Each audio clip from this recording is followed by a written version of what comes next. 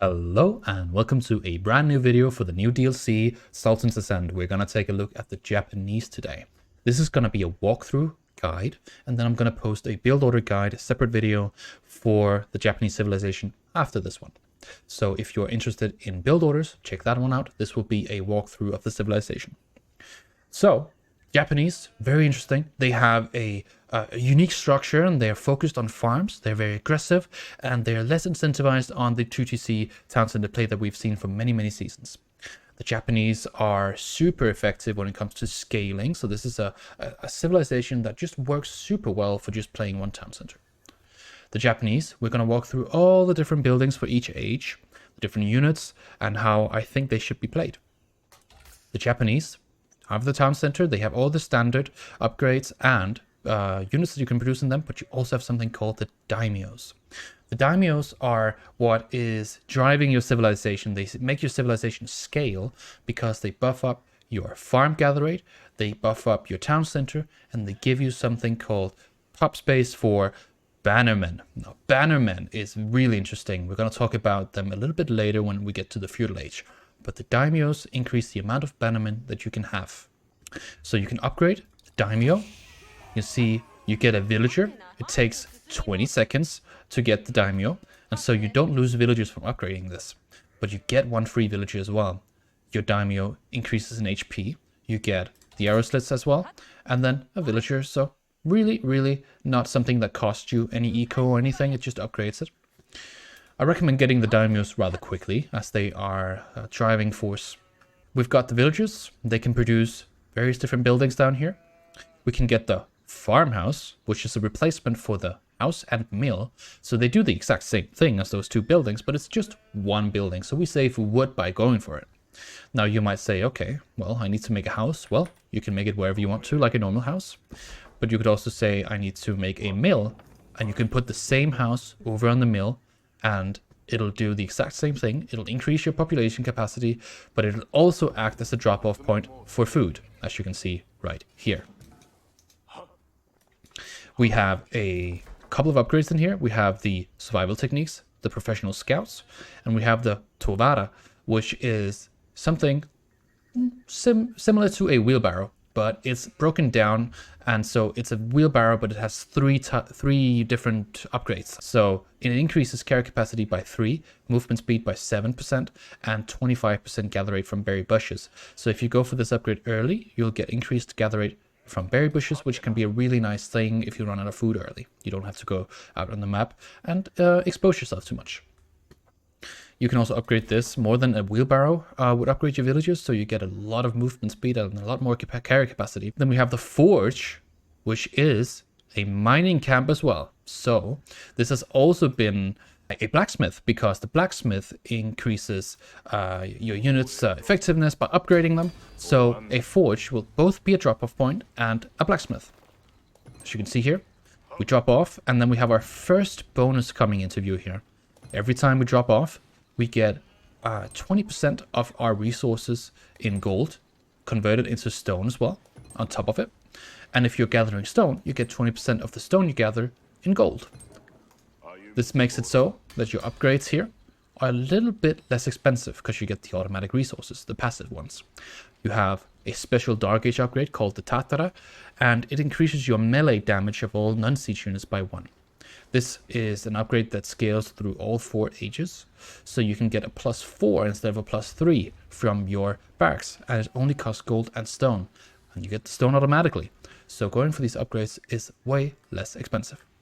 So we got the forge, we've got the farmhouse, we have now also got a barracks. We're gonna place that right there. The barracks comes with a lot of different things here. The barracks have the spearmen. They have a man-at-arms type unit called the samurai. We have the onabugeisha, which is a special unit. It's a very niche unit. And then we have a katana bannerman. You need to upgrade your daimyo manor to get access to the bannerman. The spearman is your standard spearman unit. Nothing new here. You get the bonus damage versus cavalry. Then we have the samurai. This is going to be your man-at-arm unit. It has the same movement speed as normal man-at-arms. It has 2, 3 stats here in the Dark Age. So this is a really strong unit, but it's also very expensive. I don't recommend going for this early. So you can think about getting these maybe in Feudal Age. And then you have your third type of unit, which is the Katana Bannerman. This increases the melee damage of all nearby infantry. You have 3 types of melee units in the Dark Age, and you'll of course get access to the Onabugeisha in the Feudal Age. Samurai here, they have something called the Deflective Armor. The Deflective Armor can block 1 melee or ranged attack, and it recharges out of combat every 8 seconds. So it's not something you have going continuously when you're fighting a long fight. So these are good for going in and out of fights. It's less punishing. And in general, I think the Bannerman and the Samurai perform really well. In general, the infantry for the Japanese is super strong. We can now choose between 2 landmarks for aging up. We have the Kura Storehouse, which is a eco building. It produces farms around your around the landmark, and it does that automatically every 45 seconds. So you get a really nice natural scaling happening for your food economy, because you can put villagers over there without having to pay anything. So we're going to go ahead and use the Kura Storehouse, and we're going to build it over here. I always recommend building it towards the back, so build it on the corners, so you only sacrifice 1 farm.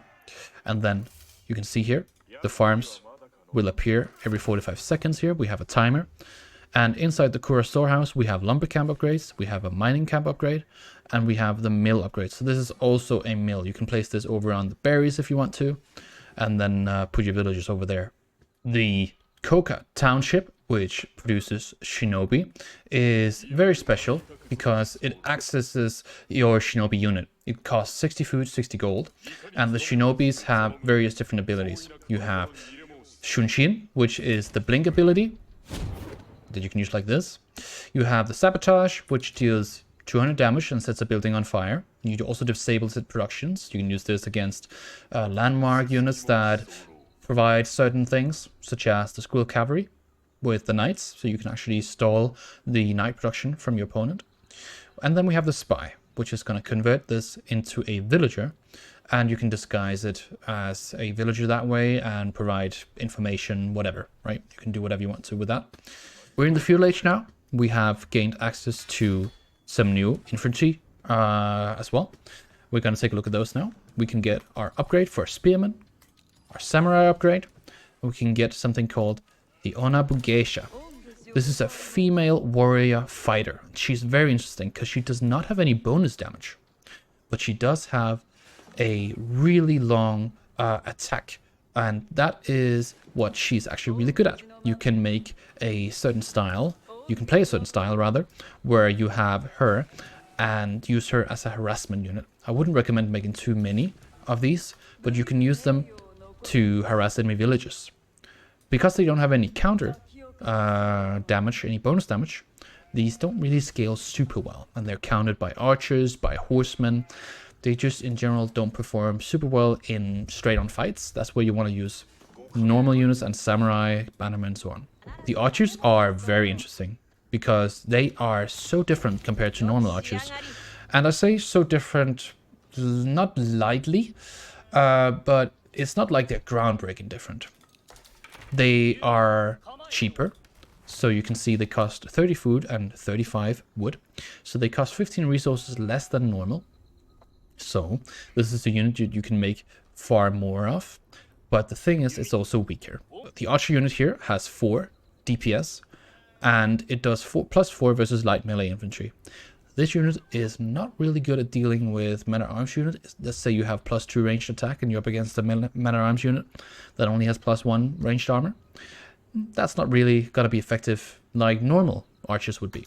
So this is a unit that is fast. It's faster than normal archers, but it does less damage, so it's good for hit and run tactics. You can use it normally as well, and then you can go ahead. We're going to go and upgrade the TC here with the Daimyo Palace to showcase the bannerman, because we get +2 bannermen from upgrading our TC. So you can see if we get the Yumi bannerman here, we get a little bit of an attack bonus. So you should use these together, because then these will act as normal archers, but be a lot cheaper. This is how you use the bannerman effectively. So you can have a couple of these running around doing lots of damage. That is it for the feudal upgrades here. Units rather. We have a stable. The stable produces normal horsemen, scouts, and then it has something called Uma bannermen. This costs the same as the knights do. Now the knights for the Japanese cost a little bit more. They cost 10 more gold, but they're also samurai units, so they have the deflective armor just as the normal samurai would. But this is where it gets really interesting, because for Feudal Age, you wouldn't normally get access to knights as the Japanese, but you can if you go for the bannermen. So you can actually go for 3 of these, in some sense, and then actually have a really good anti-armor unit by going for the bannermen. This also increases damage of nearby cavalry, so you can use it to raid. And just in general, this unit is super high quality, does really well. We can go ahead and age up to the next stage. We have 2 religious landmarks for Age 3. But these work very differently. We have the Buddhist temple, which is Temple of Equality. Now these unlock the Buddhist monk, so you're choosing a religious faith in some sense. And the Buddhist monk are cheaper. They weaken enemy damage by 50% and provide 20% damage to nearby friendly units while casting conversion. So whenever you do the Wololo, you use your relic and cast conversion. This will increase the damage of nearby units. But the best landmark right now is the Floating Gate. The Floating Gate is gonna provide you with something called the Yorishiro, which is a relic type artifact that you can place inside of production buildings. This is where it gets really spicy, because this landmark is OP right now. This is such a good landmark. If you're producing out of, let's say you have a stable and you have a barracks, and you haven't actually made more production, but you decide to go castle, this will actually not punish you when you try to go for a lot of units at once, because you can place the Yorishiro inside of a stable, for example, and now the stable is going to be 200% more effective if you do this. You can see there's a little shrine here that appears, and now it produces with an extra 200%. So you can have almost the same as a Burgrave from 2 production buildings. Each production building with the Yorishiro is twice as effective. So this will produce way faster. For the other Age 3 landmark, Temple of Equality, we have the Buddhist monk. And the Temple of Equality makes a very different type of monk here, because the other one being a very normal monk type unit, this one here is able to also be effective in combat. So if you are out and you're fighting, you can use this ability called Suhei's Sutra, which you can then reduce enemy damage by 50% with. So you click an enemy and then that enemy will do less damage. This is also the unit that does buff your other units with the conversion. So you provide 20% extra damage to friendly units while casting conversion. I imagine this is going to be a pretty good unit for ranged compositions, because then they can all stand within it and then you can do damage that way. We can go ahead and we can place this one as well over in the archery range. And talking of the archery range, let's take a look at the units inside. We've got our upgrade for our archers. So we have our weak archers over here, the cheap ones. Upgrade those, and now all of a sudden they get +2. So now they have 6, like a normal veterancy upgrade would give them. Normal archers would get 7, but we also only have 6. Now you might think, what is this unit? It's called the Onamusha. The Onamusha is a cavalry anti-army unit. This sounds a little bit crazy. I would say this is a really, really good unit as well. The Onamusha is a unit that is unique to the Japanese, of course. It has a very long weapon range, almost like a longbow, and it does extra damage versus heavy units. This is a good kiting unit, and you can use this in normal fights as well, because it's going to fire from afar. So when you have samurai, spearmen, cavalry units in front fighting, these are going to fight from a far distance, a much safer distance. They do a lot of bonus damage. They have 10 base damage, and then they do +9 versus heavy.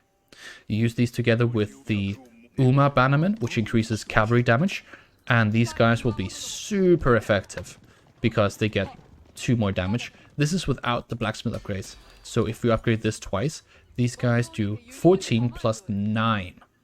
So that's 23 damage to heavy units. And you can't really get to them because they're so fast. So, super effective unit. Let's take a look at the barracks. We've got the spearmen, can be upgraded. We have the samurai.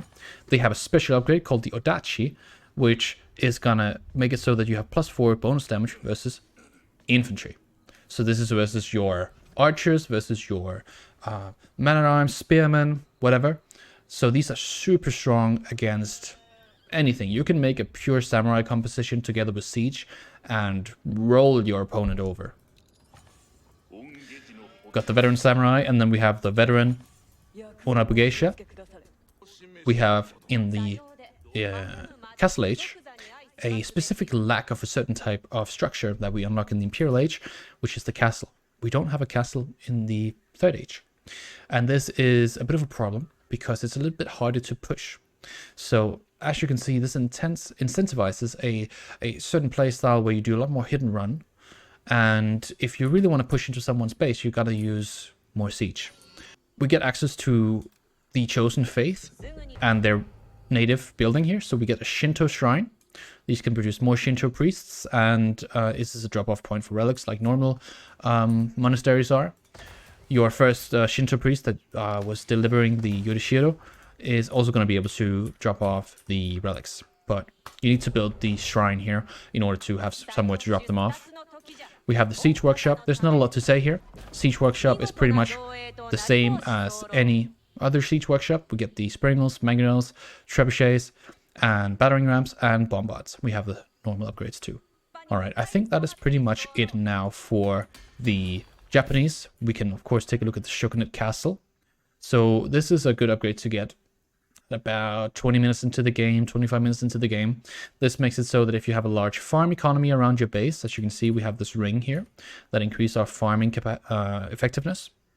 So build your farms around your TC. This makes it so that it can actually defend this really well, because going for the Shogunate Castle not only gives you access to 3 more bannermen, it gives you access to a rocket ability that does 82 damage, a plus 110 versus infantry and cavalry, and plus 330 versus ships with a 9-tile range.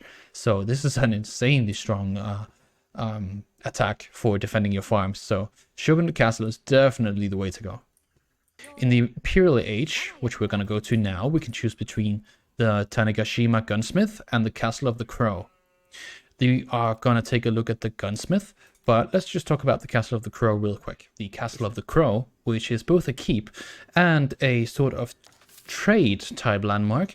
This will provide you with these trade caravans, and these are incredibly powerful because they yield you a lot of resources. And these resources increase with the range, of course, but these are already, with this short range, super good. We just got 270 resources times 3 and then some stone. So this landmark can be upgraded normally like any other keep, but then you can choose where you want your next trade post to spawn your caravan from. And this will be happening pretty much every 300 seconds-ish. And so this is a really strong landmark as well. I would say for the Imperial Age, you have 2 really strong choices. We're going to take a look at the Gunsmith here. The Gunsmith is very interesting because it has tickets. So a ticket system drives the Tanegashima Gunsmith. Stockpiles, they're called. Now you get the stockpiles, and they are different types of units here. We have the hand cannoneer, we have the Yosutsu, we have Rebaldakins, and Bombards.